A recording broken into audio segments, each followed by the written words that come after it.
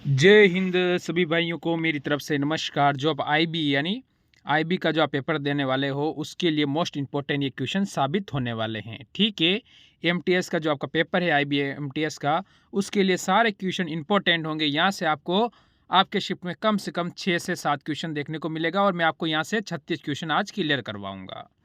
ठीक है, उसके अलावा जो क्वेश्चन मैं इसमें बताऊंगा वो आपके अलग है। 36 क्वेश्चन मैं आपके लिए मोस्ट इंपॉर्टेंट लेकर आया हूं। एक बार वीडियो को लाइक करके मेरे साथ जुड़ जाएंगे। तो क्वेश्चन स्टार्ट करता हूं आपके सामने। भारतीय संविधान के संसदीय विशेषाधिकार किस संकल्पना किस देश के संविधान पर आधारित है?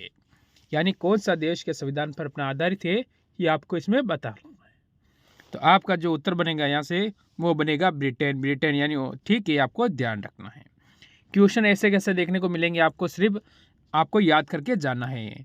फिर अगला क्वेश्चन नंबर 2 हमें कहता है भारतीय संविधान के भाग 17 में किसका उल्लेख है?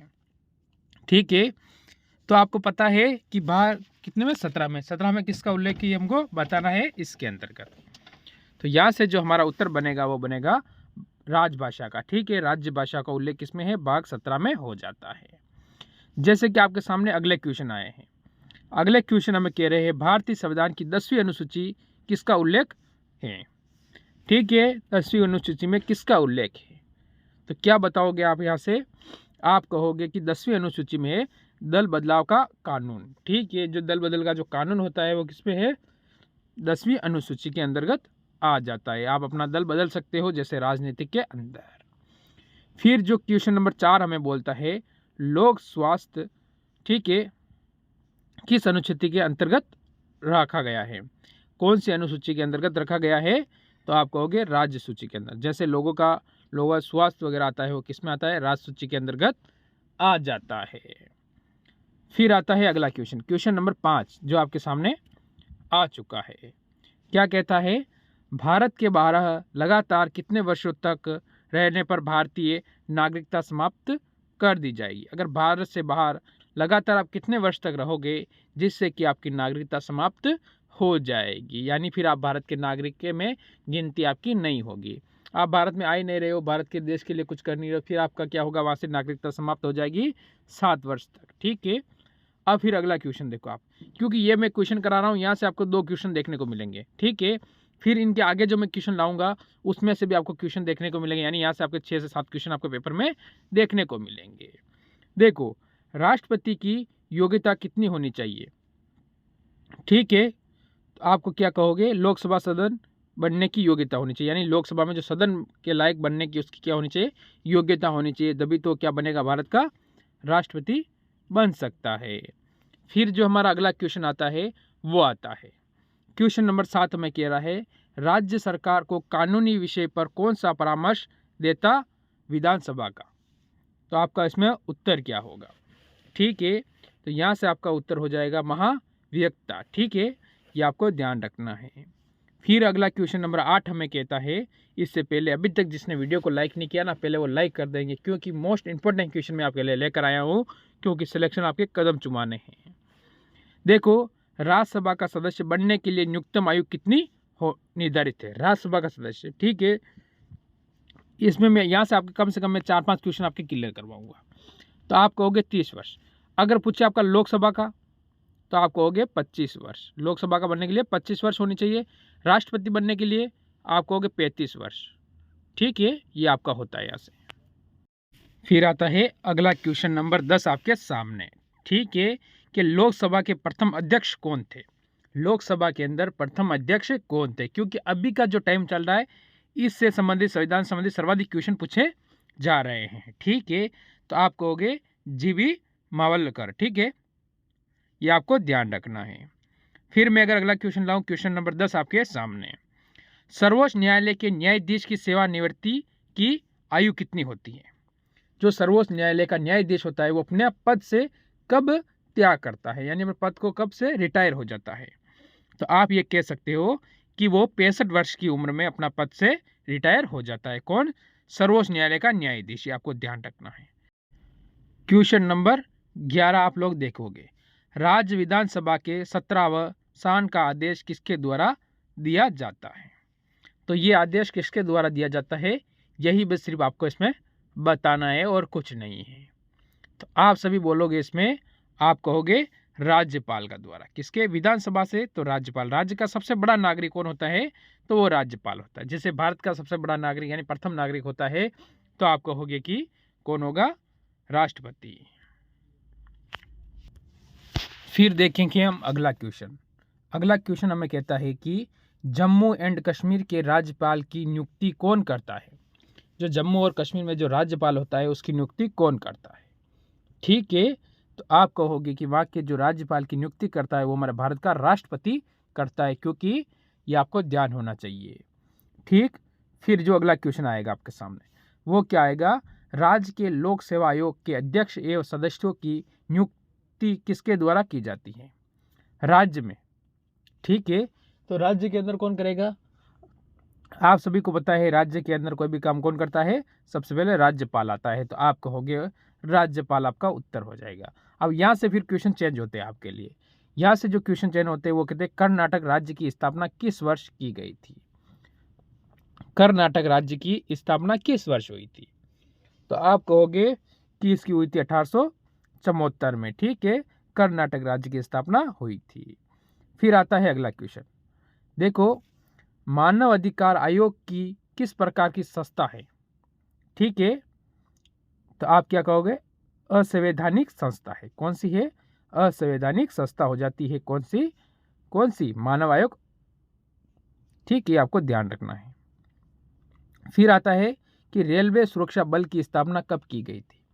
रेलवे सुरक्षा बल की स्थापना कब की गई थी?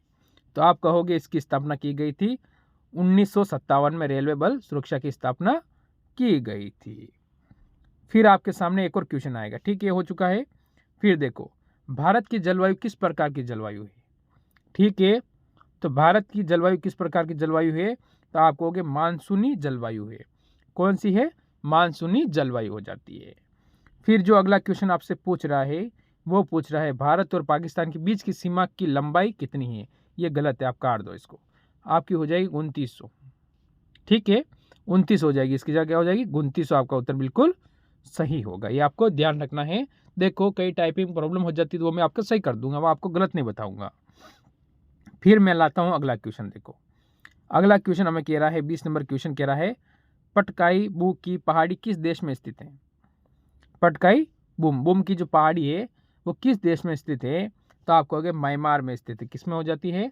म्यांमार के अंदर स्थित हो जाती है।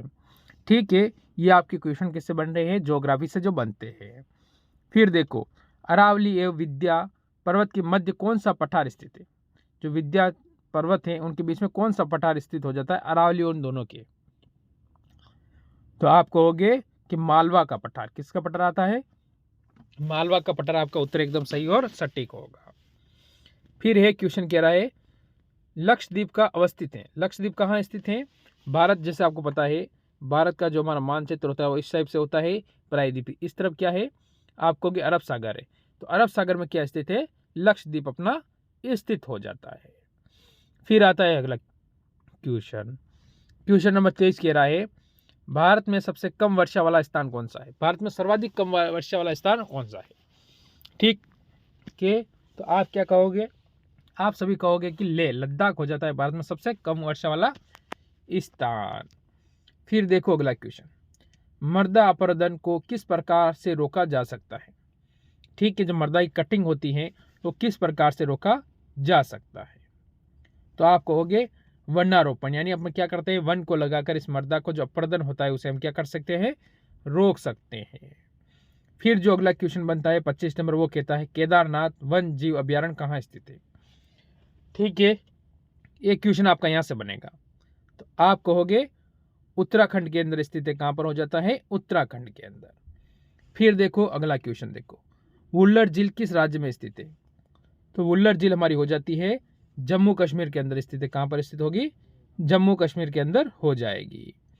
फिर देखो अगला क्वेश्चन, कर्क रेखा कितने राज्यों से होकर गुजरती है? तो आप कहोगे कर्क रेखा हमारे भारत के 8 राज्यों से होकर गुजर जाती है। ठीक, फिर देखो अगला क्वेश्चन। फिर देखिए जैसे कि अगला क्वेश्चन हमारे सामने आया है। ये क्वेश्चन कहता है हमें अंतर्राष्ट्रीय तिथि रेखा भारत के कितने राज्यों से होकर गुजरती है? ठीक है, अंतर्राष्ट्रीय तिथि रेखा। तो आप क्या कहोगे कि ये हमारे भारत के 5 राज्यों से होकर गुजरती है। ठीक है, कितने राज्यों से होकर गुजरती है? तो 5 राज्य। अपना उत्तर बिल्कुल सही हो जाएगा। फिर आएगा आपके सामने अगला क्वेश्चन नंबर 29 आपके सामने आया है और ये कह रहा है किस नदी पर विश्व का सबसे ऊंचा पुल बनाया गया है। ठीक है, विश्व का सबसे ऊंचा पुल किस नदी के ऊपर बनाया गया है? तो उस नदी का नाम क्या है? तो उस नदी का नाम हो जाएगा आपका चेनाब नदी। ठीक है, चेनाब नदी आपका बिल्कुल इसमें सही और सटीक उत्तर इस क्वेश्चन में हो जाएगा। फिर आएगा अगला क्वेश्चन नंबर 30 जो आपके सामने आया है। लूनी नदी किस प्रकार के अपोहा का उदाहरण है? ठीक है, तो आपका उत्तर यह से क्या होगा? आपका उत्तर होगा अंतर्वाही। कहाँ होगा? अंतर्वाही बिल्कुल सही और सटीक होगा। फिर आएगा आपके सामने ये अगला क्वेश्चन आपके सामने आया है क्या? इससे पहले एक बार वीडियो को लाइक करेंगे। अच्छा लगे तो एक बार लाइक करने में कोई नुकसान नहीं होता है, मेरे को ऐसा लगता है। आपका हरियाली योजना किससे संबंधित है? हरियाली योजना किससे संबंधित है? तो आप कहोगे जो हरियाली योजना है जल सांभर के विकास से संबंधित होती है हरियाली योजना। ठीक है, फिर अगला क्वेश्चन देखोगे अगर कि इंदिरा गांधी नहर का निर्माण किस वर्ष प्रारंभ हुआ था? जो इंदिरा गांधी नहर है उसका जो क्या है प्रारंभ होना यानी निर्माण, तो आप कहोगे 1958 में हुआ था। ये कहाँ पर है? राजस्थान में। ठीक है, अपने राजस्थान में हो जाती है। आपका बिल्कुल सही ध्यान रखना है। फिर जो अगला क्वेश्चन आता है, तपोवन जल विद्युत परियोजना किस राज्य में स्थित है? तपोवन, तपो का वन जो जल विद्युत परियोजना है वो किस राज्य में है? तो उत्तराखंड हमारा उत्तर यहाँ से हो जाएगा। फिर आज के जो 3 लास्ट और अंतिम क्वेश्चन वो कहते हैं दामोदर घाटी निगम की स्थापना किस वर्ष की गई थी? तो दामोदर घाटी निगम की स्थापना 1948 में की गई थी। ठीक है, तुलबुल परियोजना किस नदी पर स्थित है? तुलबुल, तुलबुल तुलबुल तुलबुल, तो आप कहोगे झेलम नदी पर स्थित है तुलबुल परियोजना। फिर आज का लास्ट और अंतिम क्वेश्चन रहता है गांधी सागर परियोजना किस नदी पर स्थित है? तो आप कहोगे चंबल नदी के ऊपर स्थित है। ठीक है, तो ये थे आज के 36 क्वेश्चन। मैंने कहा था आपको मैं करवाऊंगा और करवा दिए हैं। और अच्छा लगा हो तो वीडियो को लाइक करके ज़रूर जाएंगे और हमारे साथ जुड़े रहेंगे। आगामी एग्जाम आप जैसे ऐसे जीडी का तैयारी कर रहे हो या फिर और कोई सा भी एग्जाम की तैयारी करोगे सबसे पहले अपडेट दूंगा और इंपॉर्टेंट क्वेश्चन आपको तैयारी करवाऊंगा। सभी को मेरी तरफ से जय हिंद, जय भारत।